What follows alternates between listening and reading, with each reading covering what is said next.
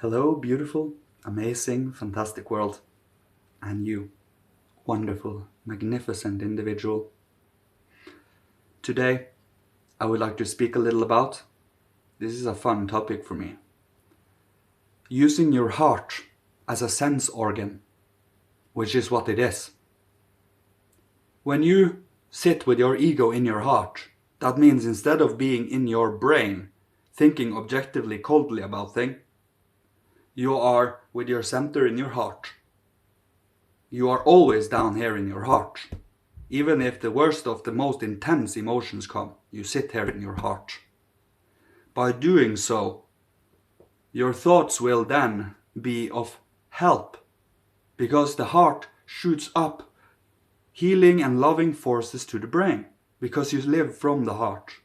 It is all about feeling both the joy and the pain and everything that might occur in your heart.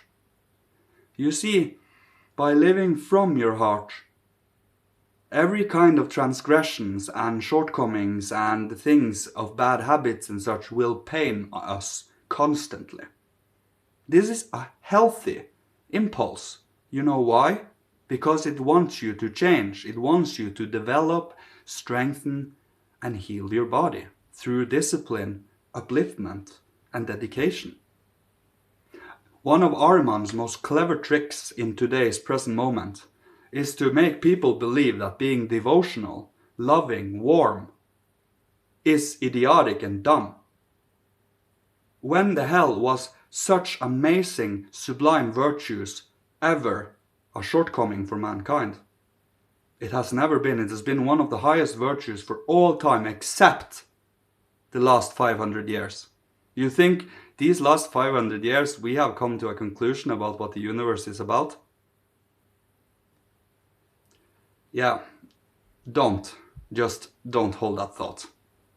That is arrogant. It is an arrogance higher than any kind of arrogance we human beings ever have put out into the world. Now the wise guidance of the higher hierarchies of the spiritual realms are in full accord with what we human beings are and what we have experienced and what we are to develop. It is all about having that sincerity. From the heart, you are not misled, because you follow the moral guidelines that has been so graciously given us in inheritance, and is a certain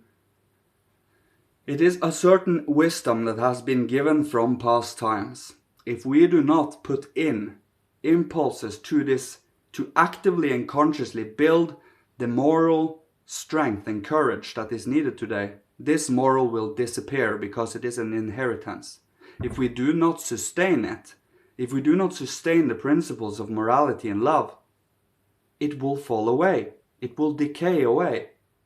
That is why we have a constant influx of work and spiritual movements and inner unfolding of faculties we humans need for this present moment and future present moments. Your heart is, well, it is the center of your etheric body, with your glandular system, your life formative forces.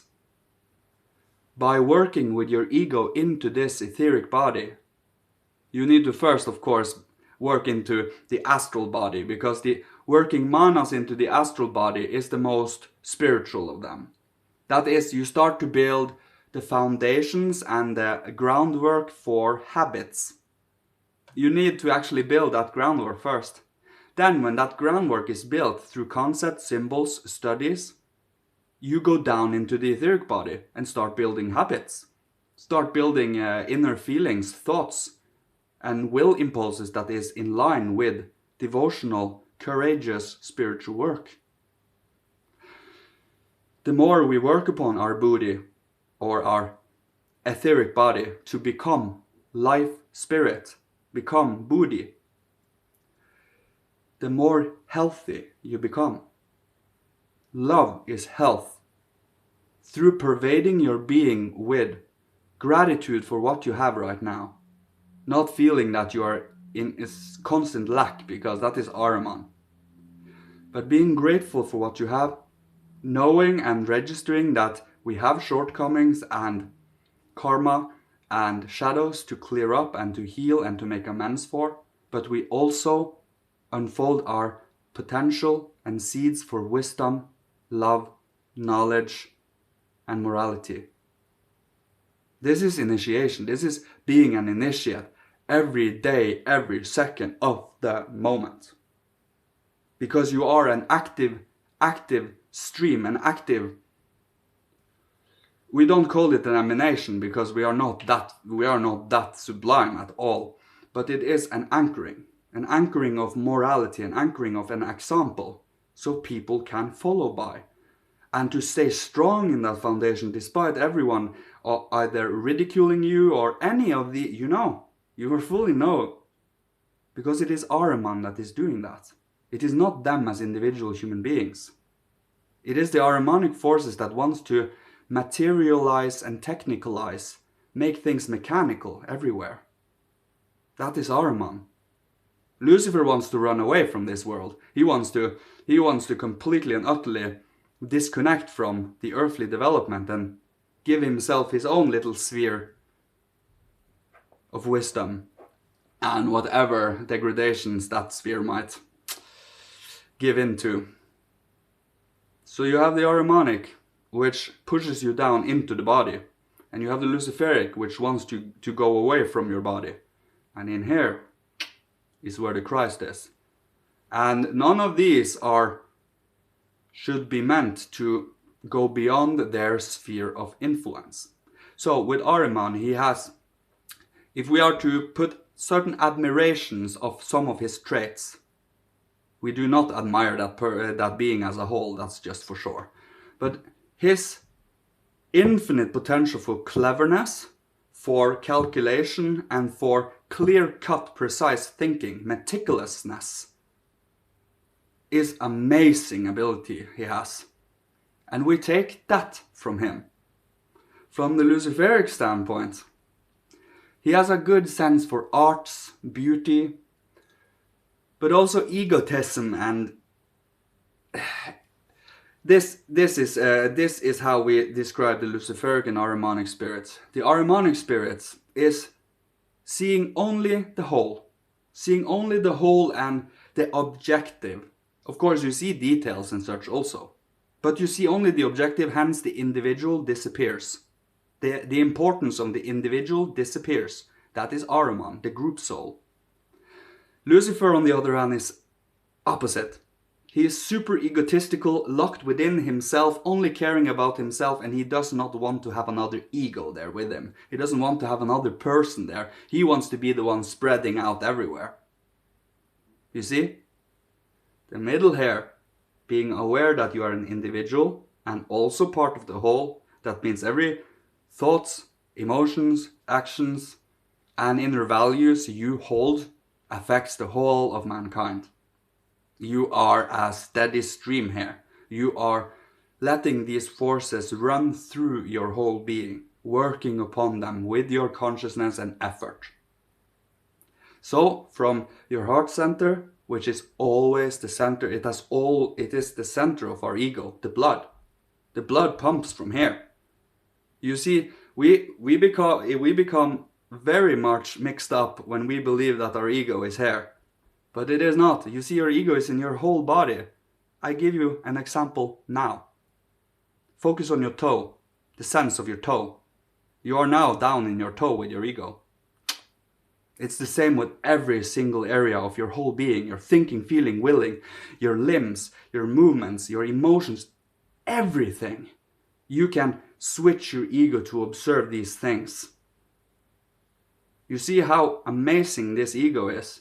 And the more you work into it with your ego, the more you are actively, consciously wishing and longing to work into goodness, you are supported, guided. They will meet you because he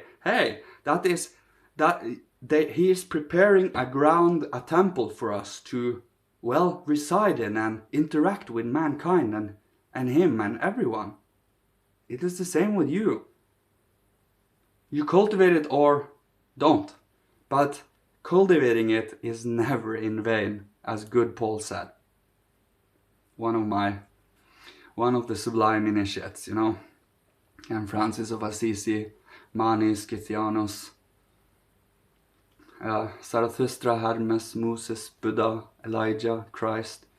Of course, Christ is a macrocosmic being, but to have certain strong role models that has certain faculties that one can not become them, because it is so far back in time that we have gained more of faculties since then.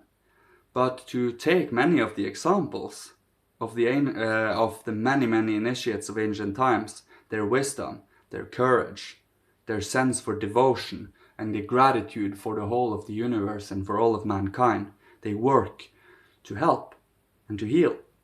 And from the heart you heal, because love absolutely heals. True divine cosmic love absolutely heals. Not sensual love, not being infatuated, not being smitten, not having a chemical reaction of something. No, true love. As I say, the Ahrimanic in that we are a chemical factory, when we are a spiritual, organically structured, marvelous hierarchy. It is not even no mechanical structures can operate as this cosmos does.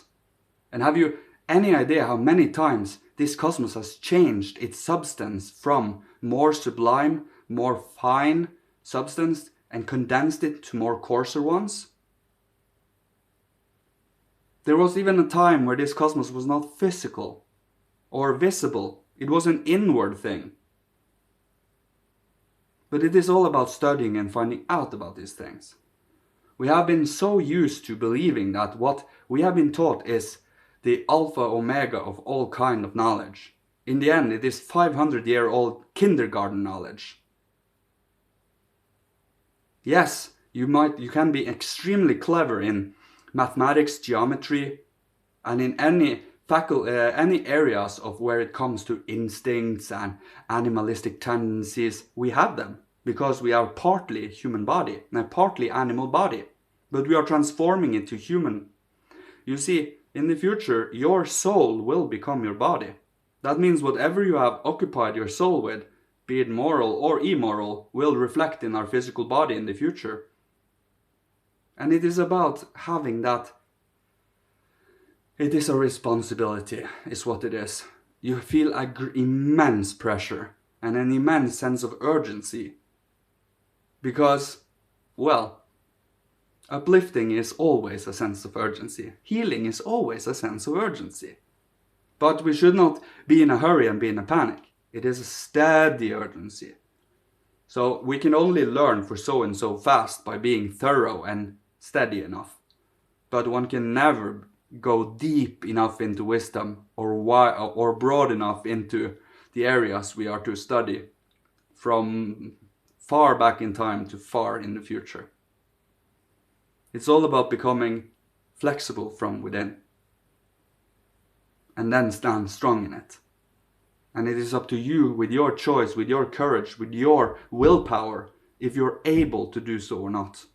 It is all about faith in the higher powers, love for all of mankind, and hope for the higher developments to come. And that is what we stand strong in, and not let ourselves feel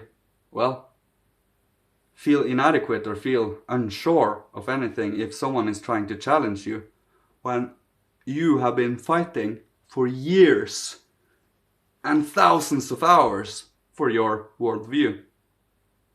Some literally consciously thousands of hours. So it is about that courage, Stand strong in the morality, stand strong in the love. You will not be led astray if you follow your heart. And not let your mind go into egotistic self-consumption, wants to just consume, distract, consume. And I don't want to experience this, I need to run away or distract myself. No, here, in your being. Can you handle it? Can you handle your own inner being? Can you handle a hurricane? Can you handle the turbulence? Can you handle the pain? And that is what I will leave you with today. Remember, love heals. guaranteed. Cosmic, divine love, the Christ principle, Philadelphia, sibling love, the foundation of the community of the future, heals. It heals your heart, your soul. It allows your spirit to transform and to purify so that you can feel, get a sense of these things, you know? It is a true sense of them, a reality. And don't let anyone else tell you otherwise, because you are the one living consciously with yourself 24 hours a day. So whatever anyone else say is from their own standpoint and speculation and basis, unless they have studied esoteric science and actually gotten to know what a human being is. Esoteric science is the only way to truly highlight, define, and to bring a human being its true justice of description and definition. We cannot define ourselves either in its full sense because we are constantly changing, constantly in movement. So the only thing we can define is that we are in movement and in change. Of course, we do have our physical, etheric, astral, and ego, thinking, feeling, willing, but you see these faculties changes too. So we have different dispositions and worldviews over the course of many civilizations. And yeah, so thanks everyone. May Father, Holy Spirit, Christ, Michael, the higher hierarchies, ancient masters of old, ancestors from every incarnations, well, as I mentioned them, all of the ancient masters and initiates. I love them all. They are my heroes, and, well, higher beings are my heroes. Those are the ones I follow. Those sublime, amazing beings that can part to mankind something greater than man and human alone can achieve. You see, you gain inspiration from higher realms and not only from this physical earthly. Because if you only had given from this physical earthly, it would be like, imagine a group of animals doing constant incest and constant inbreeding. Yeah, without impulses from the divine, it's kind of the same. We will decay and degrade without the spiritual. I will leave you with this. Thank you so much. I love you. I love you. You amazing, amazing, beautiful individual, you. I root for you. I have faith, love, and hope in you. I know you will reach it far, and I know you will awaken to these feelings, these living realities. I know it. Thank you. Goodbye.